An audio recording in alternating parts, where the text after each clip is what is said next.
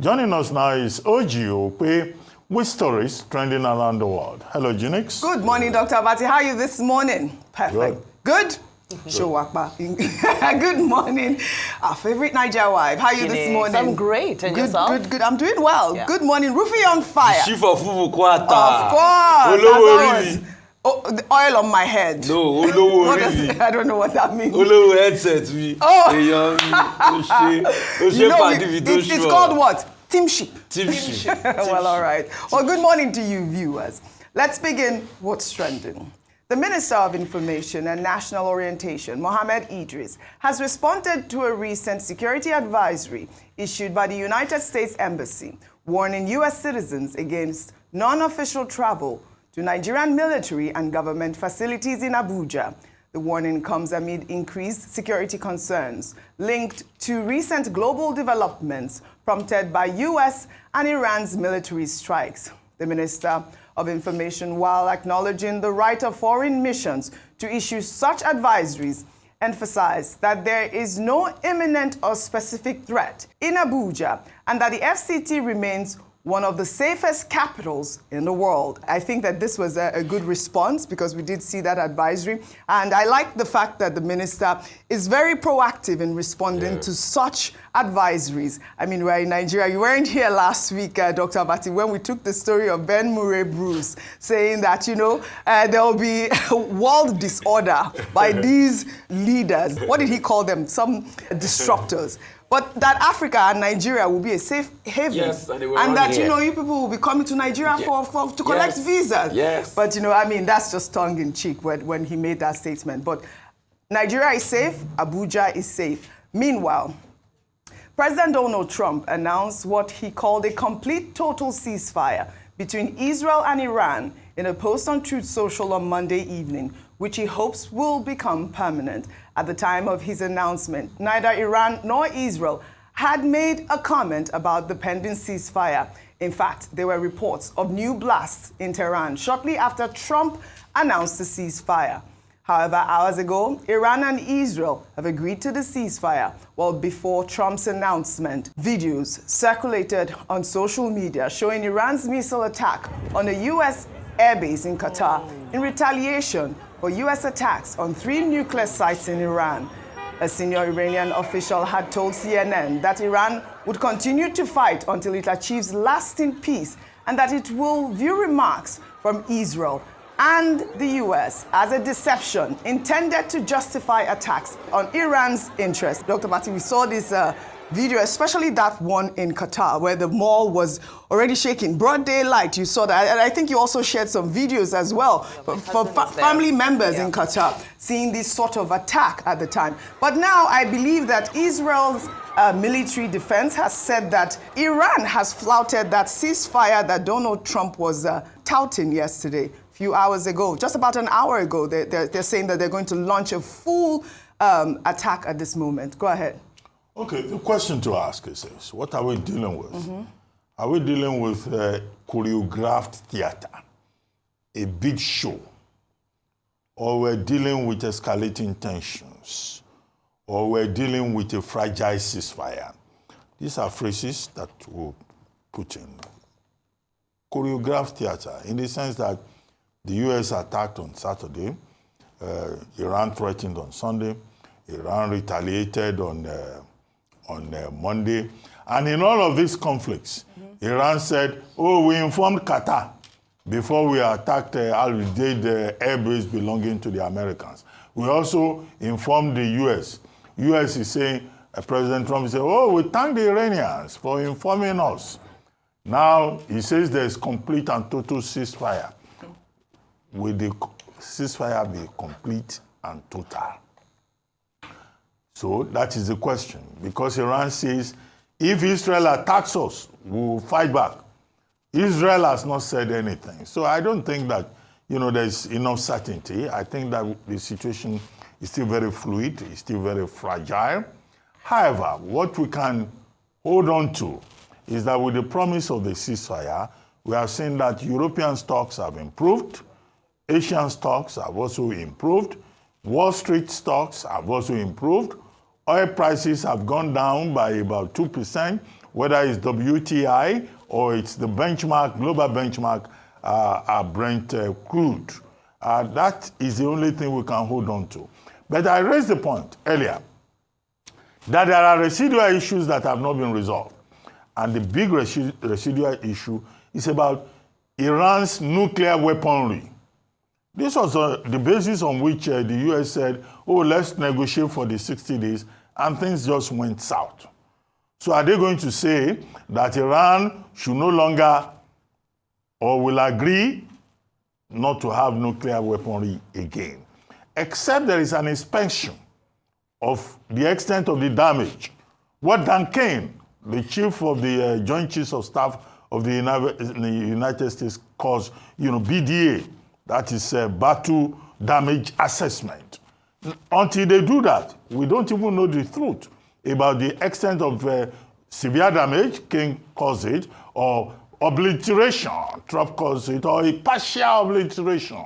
I think, we are at a turning point in terms of the crisis in the Middle East. However, I go with what the Pope has said, what Antonio Guterres, the UN Secretary General, said, and what leaders of the EU have said, that look, common sense should prevail, good reason should prevail. There should be a resort to diplomacy. If there's a resort to diplomacy, we will have seen a missile attack, hypocrisy-driven movement towards peace. But our concern as ordinary people is to say that the world needs to be peaceful. Yes. It's a very fragile situation in which we have found ourselves. And it will affect all of us. Mm-hmm. If anything happens, if the Strait of Hormuz closes down, if there's any further escalation, even ordinary people sitting on this table will feel the impact. Absolutely. In our pockets. Yes. Because the pandemic of empty pockets will be further extended. Absolutely, and you are right. And also there's been protests across the world. In Europe, in New York, over the weekend, there were protests even yesterday, and against this US bombing of Iran. Even in Nigeria, there are protests. A Shiite Muslim group known as the Islamic Movement in Nigeria publicly condemned the US attacks on Iranian nuclear sites and Israel's continued strikes within Iran. The group staged a protest in Kano to show solidarity with Iran. Prominent members of the group criticized the US-involved strikes as illegal and an act of aggression against an independent country. They also warned that the US made a mistake by attacking a country that could retaliate. There were also protests in Katsina as young people took to the streets to stage demonstrations in support of Iran. Let's take a look at Katsina.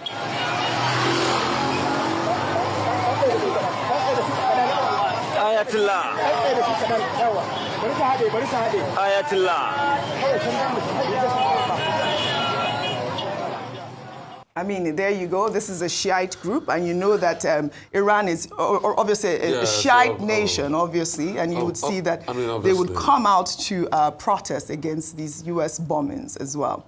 Obviously, they will protest because it's Shiite. There's a level of comradeship. But the most important thing is, let's hope that the protests are peaceful and there are no escalations, because we've seen how these Shiite protests have resulted in the past and all of this going on. But as regards what happened yesterday, I mean, this is just another merry-go-round by President Trump. And that's why we keep saying leaders in nation matter a great deal. Yes. That if a leader, we have a leader that we cannot talk to, we cannot, make very strong emphasis about to be able to talk to and rein in, then there becomes a problem. Exactly what is happening in America. The same Trump said, complete obliteration at a point. Now the taco syndrome has come in. He's backed out one too many times. Now he's calling for peace. Now they're saying there's a ceasefire. It was needless in the first place. What we've always said is that there should be a leader in America, if you want to start ask at the standard, that should be able to call Trump in. Rein Israel in when Israel starts on the shenanigan. Because when you dial back in history, all of these problems in the first place was caused by this same Trump that went to renegotiate and renege on the JCPOA agreement in the first place. The agreement was working. Iran was already complying. Trump and his home, once they come in, they said, the agreement is not hard enough.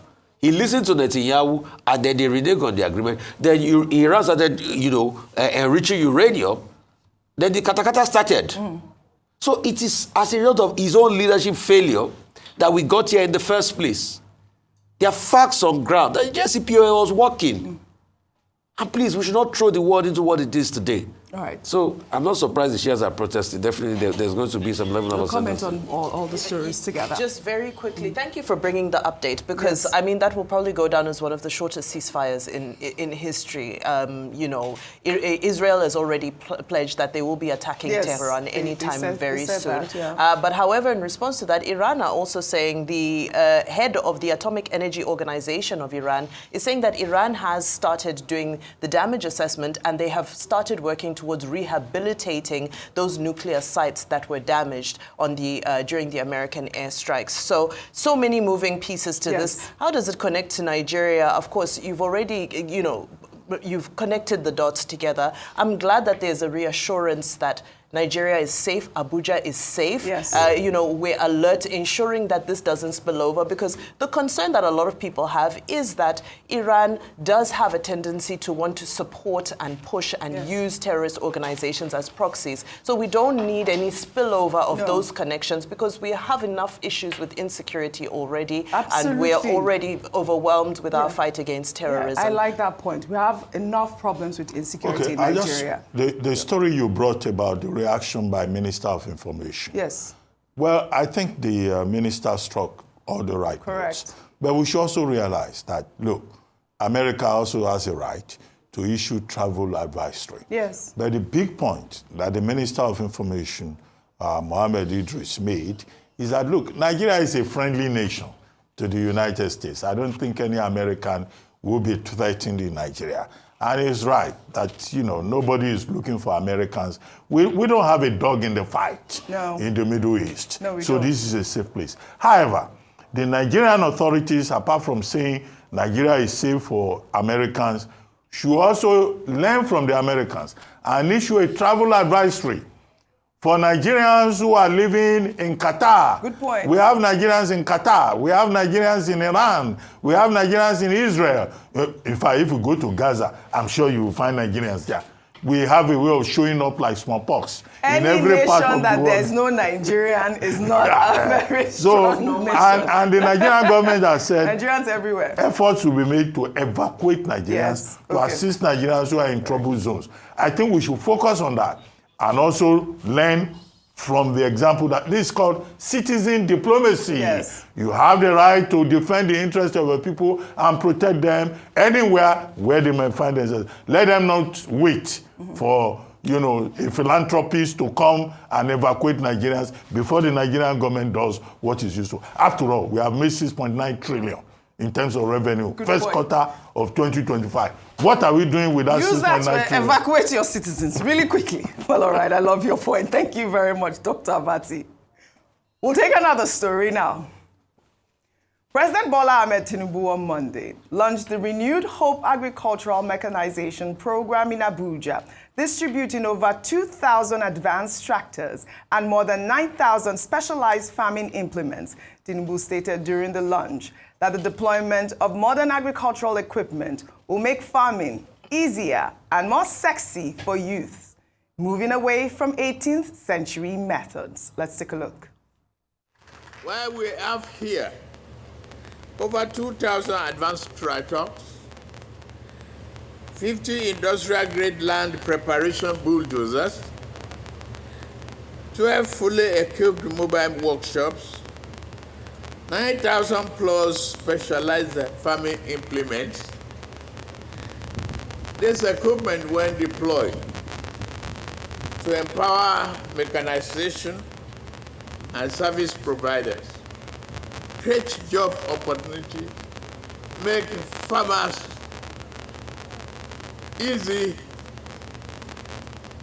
and more sexy to our younger.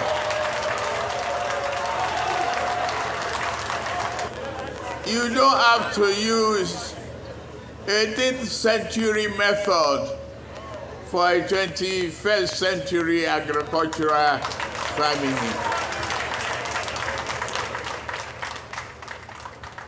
Right, this is a laudable achievement, but I just wanted to say that our presidents love the word sexy. Sexy. Make it sexy for the youth. But in the meantime... I don't think it was the one that used the word sexy. Did you not hear him? Well, he just said, wait, hold just on. to encourage young people. But let me quickly make a point.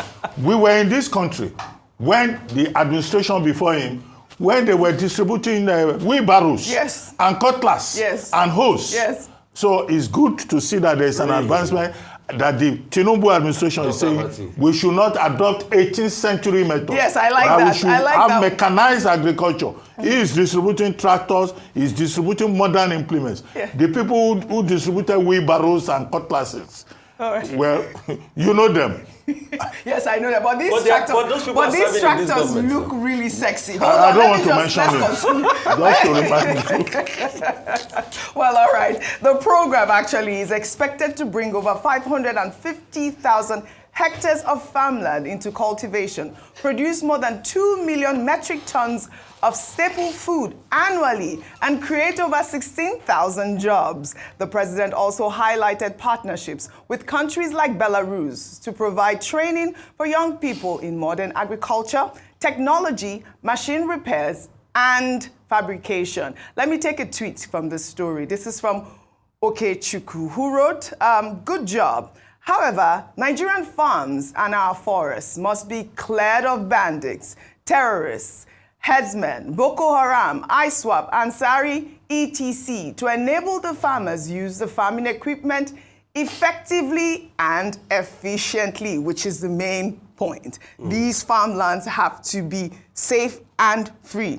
Before I come to both of you, I know Rufai wants to speak about the agriculture story, but I'll take this story before, for Vimbai. During the lunch, President Tinubu celebrated his longtime friend, Alex Sigman, who he said was a colleague from Chicago State University in Illinois.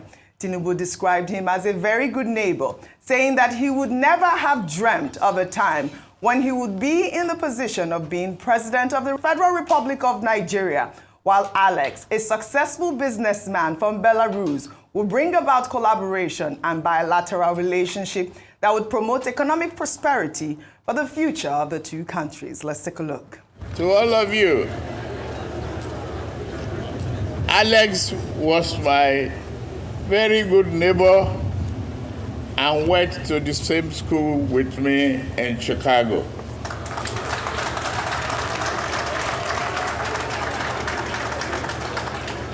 Never did we dreamt that I would be in this position as the President of the Federal Republic of Nigeria, and Alex will be a successful businessman from Belarus to bring about a very successful collaboration and bilateral relationship that will promote economic prosperity and future of our two countries.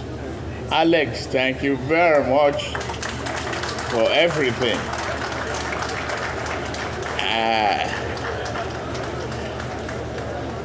I believe our university will be very, very proud that we are doing this here today. All right, Vimbai. I mean, you know, Chicago was actually trending because of this particular story. I think Chicago University, but you know, it's nice to see the president and his classmate, he said, right? He was his schoolmate. Not classmate. Oh, schoolmate. Yeah. So they are different. So it could be younger, it could be older, it could be schoolmates. Go ahead.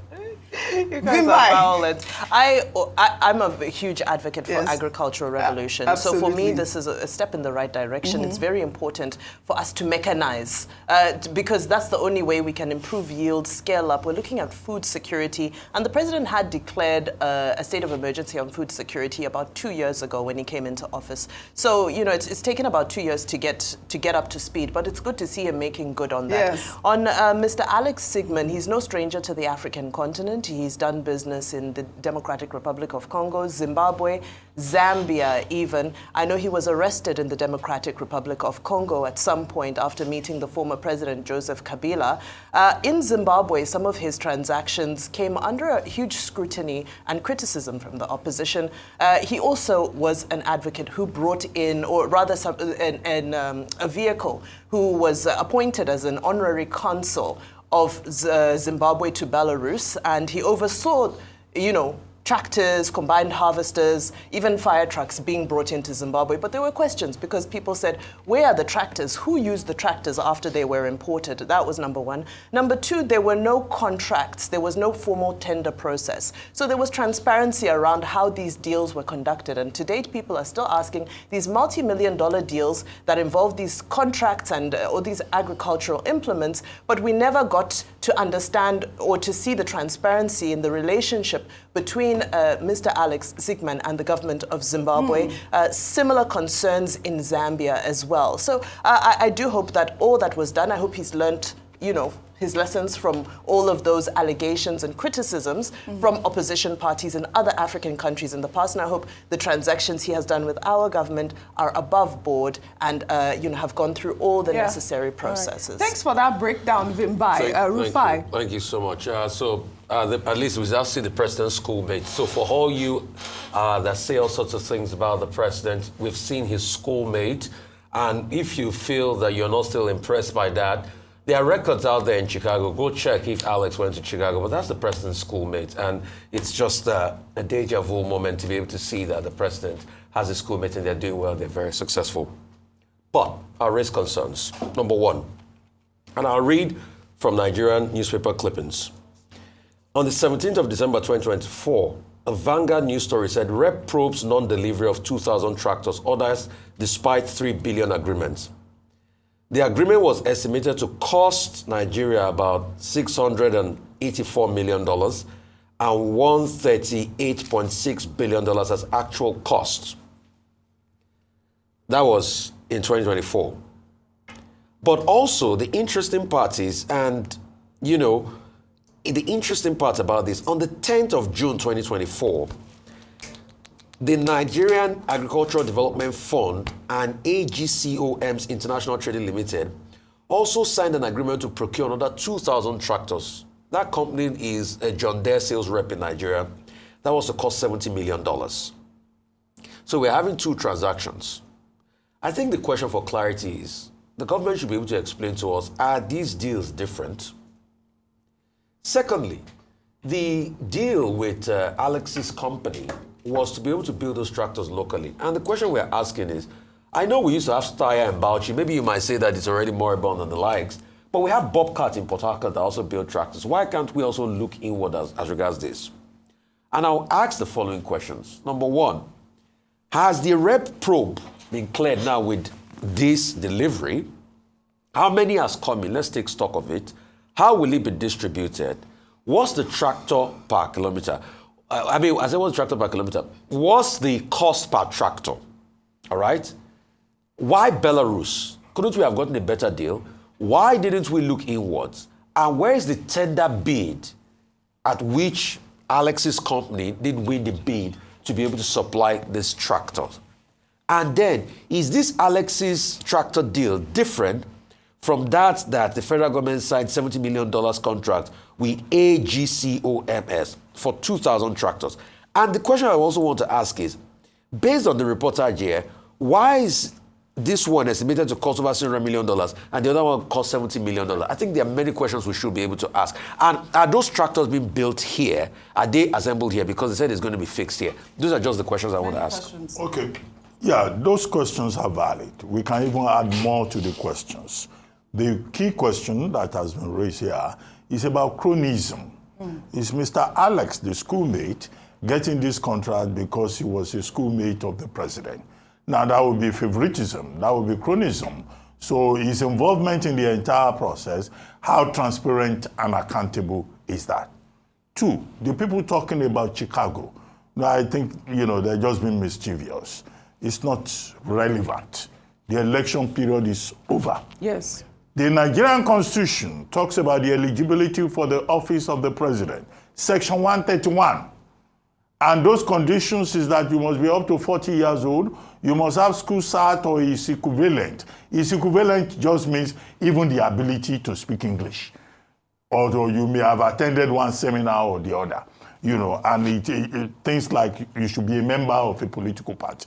Within the purview of Section 131 of the Constitution, I think it's a settled matter that President Bola Tinubu fits the criteria. Indeed, he is even better qualified than some people, who have been president of Nigeria before him.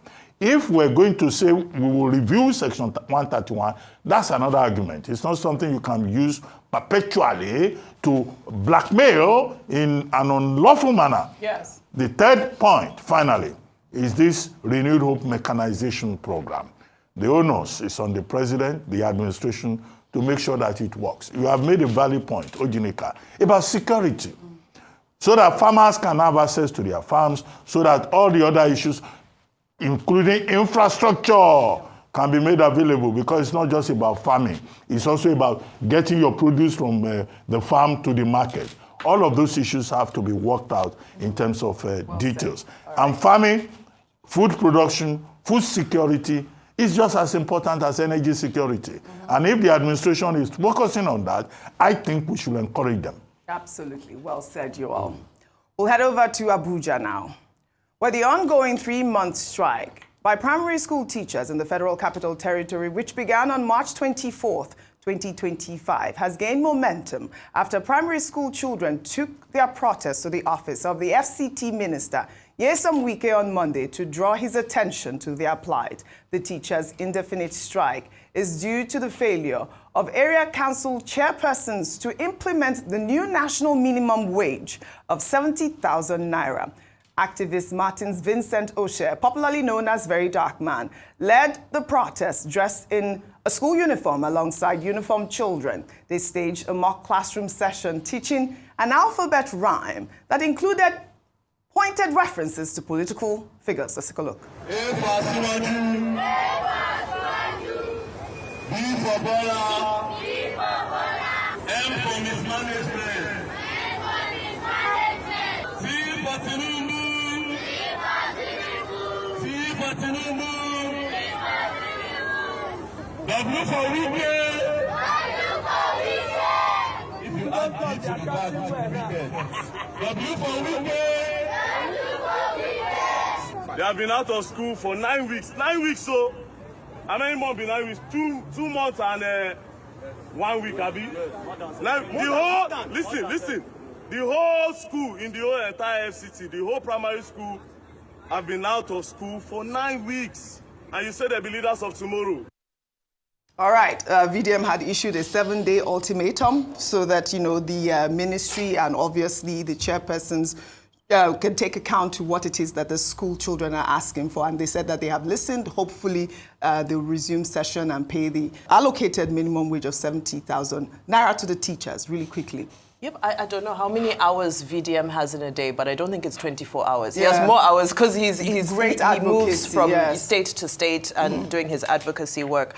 So it's good to see this and, the creative way he did it, because I believe he also taught them a lesson while they were out there. So it wasn't just about bringing school children out. He tried to make it an educational experience. W for Wike. So, but I'm glad that the minister of the FCT has listened. And just a plea to him that in all of his infrastructural developments that we've seen happening, whether it be roads, whether it be the conference center and so forth, not to forget the developments that really impact the most vulnerable directly. Schools, hospitals. Let's not forget that these are top priority. Yes, absolutely. Our children are our future leaders. Absolutely. Kudos to VDM for that activism right there.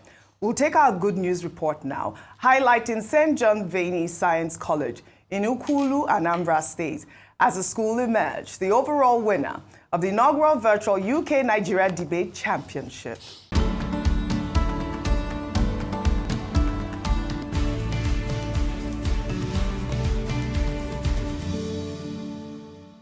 On June 19th, 2025, St. John Vianney Science College emerged as the winner of the debate competition held virtually with the participation from top-ranking schools in Nigeria and the United Kingdom.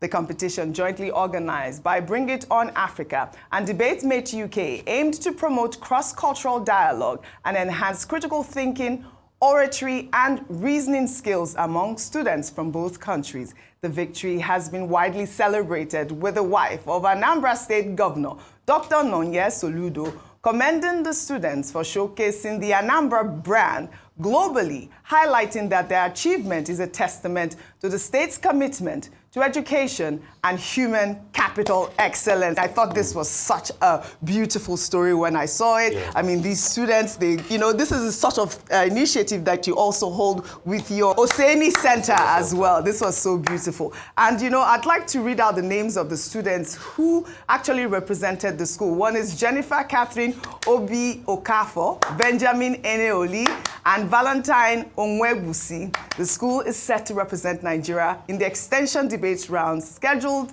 for December in London. This was beautiful. Congratulations to, the students, the school, the Anambra brand. Again, our children are our future leaders. All right, we'll take our milestone story now. Congratulations are in order for the Director General of the World Trade Organization, Dr. Ngozi Okonjo-Iweala, who has been awarded the 2025 Cressy Award by the Association of Certified Fraud Examiners for her lifetime contribution to the detection and deterrence of fraud.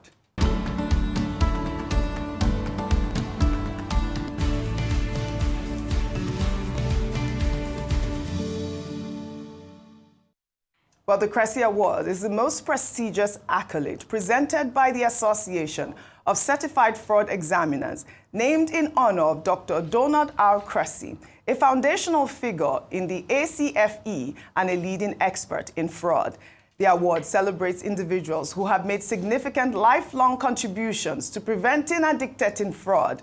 Dr. Ngozi Okonjo-Iweala is an economist and an international development expert with more than 40 years of experience. She previously served twice as Nigeria's finance minister, where she oversaw reforms to fight corruption and was instrumental in the Paris Club's $30 billion debt write-off for Nigeria. Okonjo-Iweala received the prestigious Lifetime Achievement Anti-Corruption Award from the Global Association of Certified Fraud Examiners on June 22nd at the 36th Annual ACFE Global Fraud Conference in Nashville, United States. At the WTO, we are a strong multilateral organization.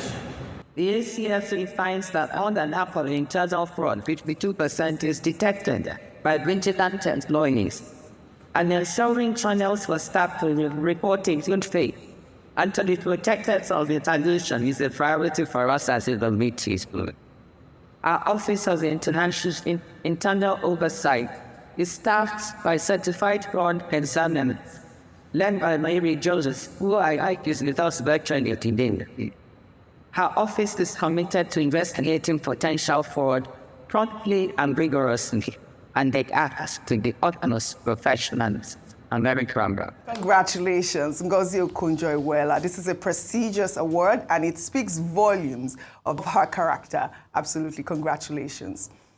Well, let's take our final story on our milestones. President Bola Tinubu on Monday, June 23rd, congratulated the chairperson of Avon Healthcare Limited, Dr. Awele Vivienne Elumelu, as she marked her 55th birthday.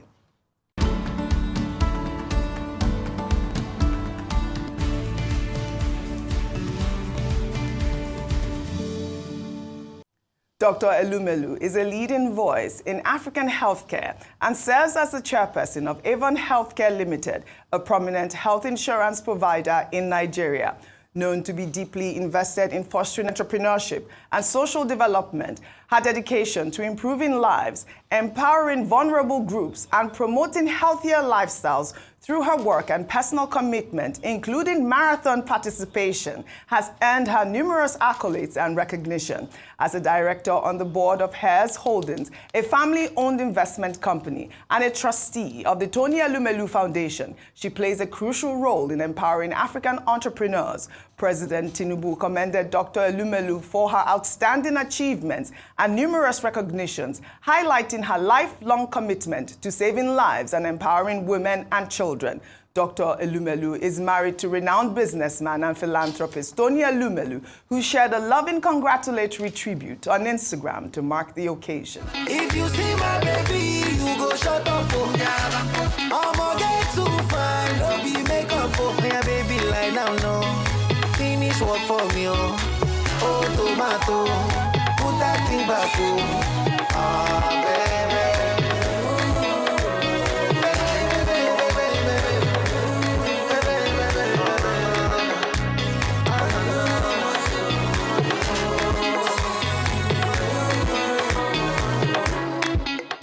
That was so beautiful. Congratulations, Dr. Awele. Happy 55th birthday. Our women are making impact, really. And she also got the award for this day, Women Making Impact.